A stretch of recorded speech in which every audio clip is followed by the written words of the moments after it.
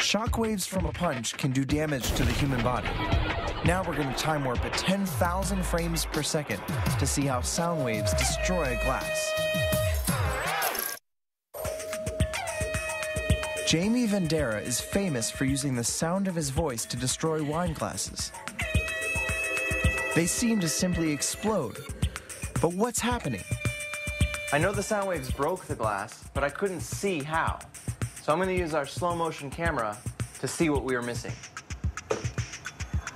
Instead of singing, I'm going to use a speaker and a tone generator. I have to find the natural vibrating frequency of the glass. I have to match this tone.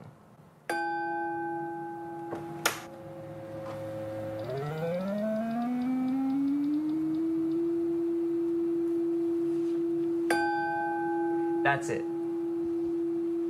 This is the exact tone to make this particular glass vibrate. When the tone is loud enough, the glass will shatter. I can feel the glass shaking, but I can't see it.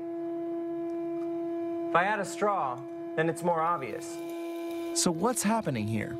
The straw gets tossed side to side, but I can't see why. Let's record it while I crank the volume.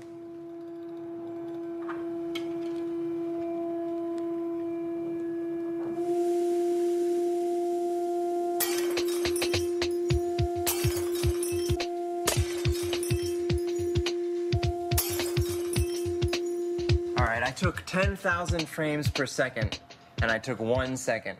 If I were to play back this whole video, it would take 8 minutes to get through. Oh, this is amazing.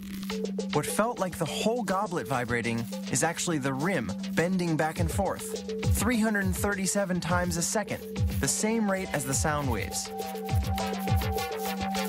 If I draw in the sound waves, you can see what's happening. One wave comes out of the speaker and pushes the side of the wine glass. The glass bounces back just when another sound wave pushes it again. If the timing or frequency of the sound waves is exactly right, the motion will build until the glass breaks.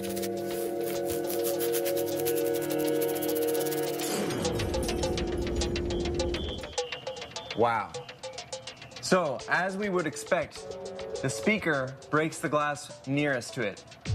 And immediately we see a crack that goes all the way around the whole bottom of the frame. I'm going to play that back again. This is where the initial fracture happens, right nearby the speaker.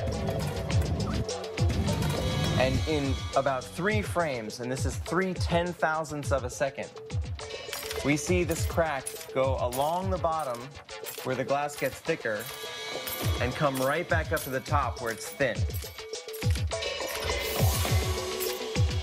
So if we follow that a little more,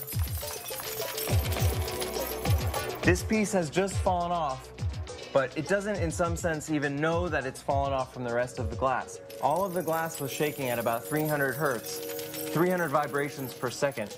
And this piece is still doing that. You can see the corners of the glass still flexing as if they were influenced by the speaker, but the speaker is way too far away now to have that influence on this piece. It just has the leftover inertia.